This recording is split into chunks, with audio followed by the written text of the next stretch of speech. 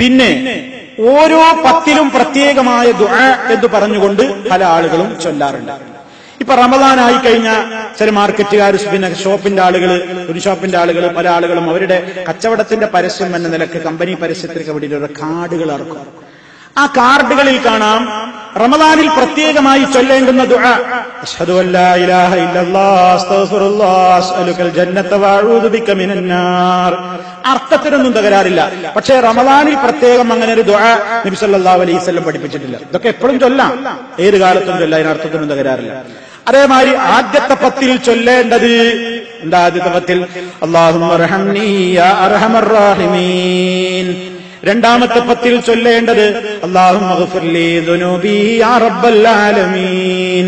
മൂന്നാമത്തെ പത്തിൽ ചൊല്ലേണ്ടത് അല്ലാഹുമ്മ അഅ്തിഖ്നി മിനന്നാർ വഅദ്ഖിൽനിൽ ജന്നത യാ റബ്ബൽ ആലമീൻ. ഇങ്ങനെ ഒരു പ്രാർത്ഥന നബി സല്ലല്ലാഹു അലൈഹി വസല്ലം പഠിപ്പിച്ചിട്ടുണ്ടോ? ഇല്ല. ഇങ്ങനെ ആദ്യത്തെ പത്തിൽ പറയാനൊരു പ്രാർത്ഥന, രണ്ടാം പത്തിൽ ചൊല്ലാനൊരു പ്രാർത്ഥന, അതൊക്കെ ഈ കാർഡ് അച്ചടിച്ച് ഇറക്കുന്ന ആളുകൾ ഇങ്ങനെ ആദ്യത്തെ പത്തിൽ, രണ്ടാമത്തെ പത്തിൽ, മൂന്നാമത്തെ പത്തിൽ. ഇങ്ങനെ ഒരു ധാരണ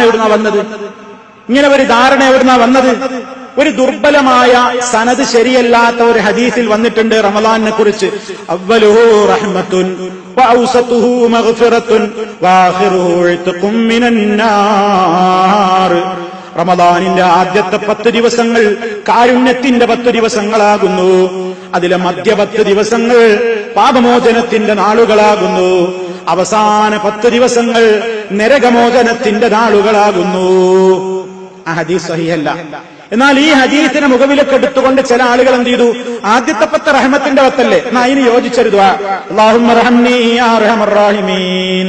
രണ്ടാമത്തെ 10 മഗ്ഫിറത്തല്ലേ, എന്നാ അതിന് യോജിച്ചൊരു ദുആ, അല്ലാഹുമ്മ ഗ്ഫിർലി ദുനൂബി യാ റബ്ബൽ ആലമീൻ. ഒരടിസ്ഥാനമില്ല.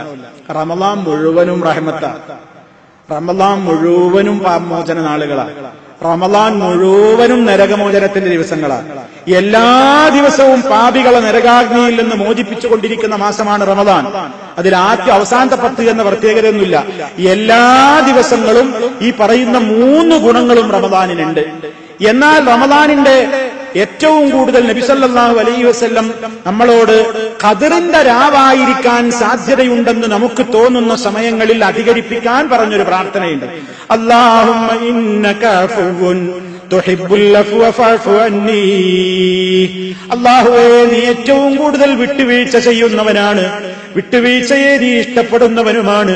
എന്നോട് നീ പൊറുക്കണേ, എന്നോട് വിട്ടുവീഴ്ച ചെയ്യണേ, എനിക്ക് മാപ്പരുളേണമേ.